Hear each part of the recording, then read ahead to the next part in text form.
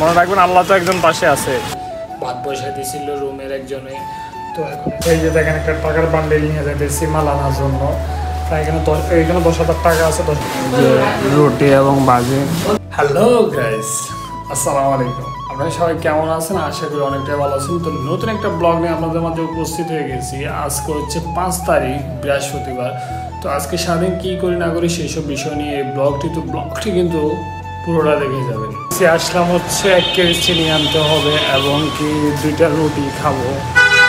তন্দুর রুটি আমাকে এলাকা বাসা তন্দুর রুটি আর বাজি খাবো। সকালবেলা নাস্তা খাবো, নাস্তা খেয়ে তারপরে বাসায় হোটেলে চলে আসছি। যে রুটি এবং বাজি এটা খাবো, খাওয়ার পরে চিনি নিয়ে বাসা চলে যাবো। খাওয়া দাওয়ার খেয়ে চিনি নিয়ে চলে আসলাম। এখন উপরে যাবো, চা বানাবো। যাওয়ার পথে আমার মতো একটা ভাই আর কি, তো উনি চাকরি ছেড়ে দিয়ে এখন ব্যবসা করে। তো আলহামদুলিল্লাহ উনি চমুচা তারপরে বিভিন্ন আইটেমগুলো মানে ভাজা পোড়া বিক্রি করে। তো এই যে দেখেন এগুলো বিক্রি করে। এই যে আমার ফেসটা দেখানোর জন্য নিষেধ আছে, এর জন্য দেখাইতেছি না। তো আসার কথা হচ্ছে ভাই, বললাম না যে যারা আমার আগের ভিডিও দেখেন তারা বলতে পারবেন যে ব্যবসাতে কোনো লজ্জা নাই, যে কোনো ব্যবসা করতে পারেন, কোনো সমস্যা নাই। চোখ বন্ধ করে নেমে যান, মনে রাখবেন আল্লাহ তো একজন পাশে আছে। বাইরের থেকে এসে চা বানালাম, গোসল গা ধুলাম, দুপুরবেলা খাওয়া দাওয়ার খেয়ে এখন মারার জন্য যাইতেছি। প্রায় 2:30টার উপরে বাঁচতেছে। এই যে দেখেন একটা টাকার বান্ডেল নিয়ে যাইতেছি মাল আনার জন্য। তাই এখানে 10,000 টাকা আছে। 10,000 টাকার এখন মাল নিয়ে আসবো, রাগে স্টোরে যাবো আর কি। তো গাইস কিছুক্ষণ আগেও বৃষ্টি হয়েছে, রোডের অবস্থা একবারে কঠিন অবস্থা। আবার কষা বাড়ির ভিতরে তো একবারে রোডের মানে ড্রেন করতেছে মাটির নিচ দিয়ে, একবার রোডের অবস্থা আরও মারাত্মক খারাপ। তবু জানি না, যাক এখন যেতে হবে, মাল তো আনতে হবে, দোকানদারি তো করতে হবে। আলহামদুলিল্লাহ রাকিব স্টোরে আসছি। তো আজকে 3 দিন প্রায় 2 দিন পরে রাকিব স্টোরে আবার আসলাম। তো আলহামদুলিল্লাহ প্রায় 10,000 টাকার মাল নিয়েছি।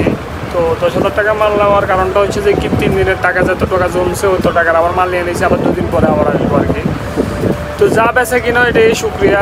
রাকিব স্টোর থেকে মাল নিয়ে এখন চলে আসলাম। এই যে হাতের মধ্যে অনেকগুলো মাল, এখন বাসা যাইতেছি। পায়ের অবস্থা খুবই খারাপ এবং পাটা এখানে দিতে হবে, সেটা হবে পানিতে পাটা দেবো। তো বাসায় গেলাম, বাসায় যাওয়ার পরে ফ্লাক্সটা নিলাম, তারপরে হচ্ছে চকলেট আনলাম, চকলেট ঢুকালাম, তারপরে পান নিলাম। ভাগ্য খারাপ হচ্ছে যে কি এই লেবুটা কিনলাম কিন্তু এই লেবুটা পড়ে গেছে, সেটা পানি দিয়ে ধুতে হবে। তো এখন চলে যাবো হচ্ছে মেন রোডে, কারণ লেট করে কোনো লাভ নেই। যত লেট করবো নিজের ক্ষতি, বেচা কিনা কম হবে। দোকানদারি করতেছি জসীমউদ্দিনে। তো আজকে পান সাজাইছি, দেখেন আমার পান সাজানো। এটার উপর এখনো গ্লাস দিই নেই, গ্লাসটা দিলে আরও জিনিসটা দেখতে অনেকটা সুন্দর লাগবে। গ্লাস না দেওয়ার কারণটা হচ্ছে আমি পান সাজানোর পরে তারপর গ্লাস দেবো, এই জন্য এখনও গ্লাস দিই না। এখন গ্লাসটা দিয়ে দেবো, পান সাজানো হয়ে গেছে। দেখে আসছি হচ্ছে একটা মশাকল নিতে হবে আর একটা রুটি নিতে হবে, এর জন্য আসছি। রুটি এবং মশাকল নিয়ে চলে আসছি। তো এই যে দেখেন এটা চা আর এই যে রুটিটা। তো এখন এগুলা খাবো, খাওয়ার পরে দোকানদারি করবো রাত্রে 12টা পর্যন্ত। দোকানদারি শেষ করে এখন বাসার দিকে যাইতেছি। যা বেচা কিনা হয়েছে আলহামদুলিল্লাহ, খারাপ বেচা কিনা হয় নাই। তো আজকে হচ্ছে যে কি আমার মিষ্টি পান কিছু পান রয়ে গেছে, এই যে 2-3টা পান রয়ে গেছে সাজাইছিলাম, আর ওগুলা বিক্রি করে ফেলছি। আর চা অল্প একটু আছে, আর চা সবগুলোই শেষ হয়ে গেছে। তো ভালো বেচা কিনা হয়েছে আলহামদুলিল্লাহ। তো এখন বাসা চলে যাব, অনেক লেট হয়ে গেছে।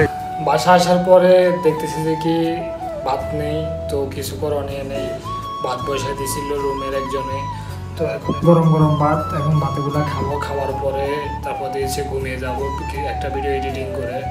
আর একটা কথা আপনাদেরকে বলি, আজকে আমার বিক্রি হয়েছে 4,000 টাকা। যাক আলহামদুলিল্লাহ, যা বিক্রি হয়েছে শুক্রিয়া।